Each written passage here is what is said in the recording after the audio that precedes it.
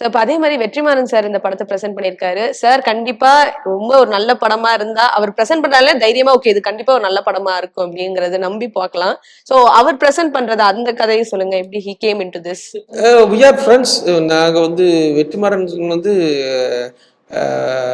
நானும் அவரும் வந்து கிட்டத்தட்ட 20 வருடமாக வந்து பாலுமந்திர சார் ஸ்கூல் தான் வந்து அவர் வந்து அசிஸ்டன்ட் டைரக்டர், நான் வந்து அவர் பாலுமந்திர அசிஸ்டன்ட். நான் ரெகுலராக அவரோட க்ளோஸ் மென்டர் மாதிரி தான். அவர் வந்து என்னுடைய புக்ஸுக்கெல்லாம் அவர் தான் ப்ரிஃபேஸ் பண்ணுவார்.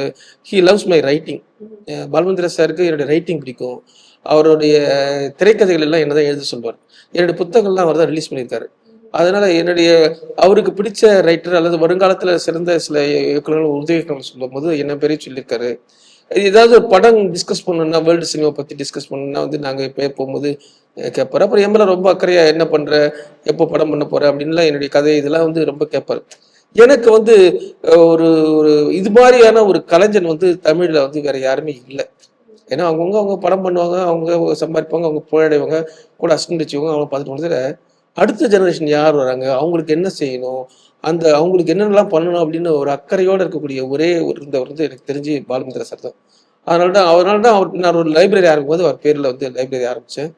அப்போ ஆரம்பிச்சோடனே வெற்றிமாறன் வந்து அப்போ வந்து ஒரு டைரக்டராக ஒரு பெரிய புகழ் அடைஞ்சிட்டார். அப்போ வந்து நான் வந்து ரைட்டராக ஒரு பக்கம் போயிட்டு அவர் வந்து ஒரு ஃபேமஸான நாங்கள் அடிக்கடி எப்பயாவது சந்திப்பது விசாரணை. எனக்கு அவருடைய படங்களில் வடசென்னை விசாரணையில் ரொம்ப ரொம்ப பிடிச்ச படம். அதனால் நான் அடிக்கடி வந்து மீட் பண்ணேன். வெற்றிமாறனுக்கு வந்து எப்படி நான் விசாரணையில் வந்து அவர் பார்க்காத கோணத்தில் சில விஷயங்கள்லாம் நான் என்னுடைய சினிமா பர்செப்ஷன் அவர் பிடிக்கும், சினிமாவோட ரசனை பிடிக்கும் வெற்றிமாறனுக்கு. என்னுடைய புத்தகங்கள்லாம் அவர் தான். அதுக்கப்புறம் பாலுமந்திர சாருக்கு அப்புறம் வெற்றிமாறன் தான் வந்து இந்த புத்தகங்கள் ரிலீஸ் பண்ணியிருக்காரு. அதே மாதிரி தான் வெற்றிமாறனும் வந்து நானும் அவரும் வேர்ல்டு சினிமாஸ் எதனா பார்த்துச்சுன்னா உடனே என்கிட்ட சொல்லுவார். நானும் அது நிறைய பார்த்துருவேன்.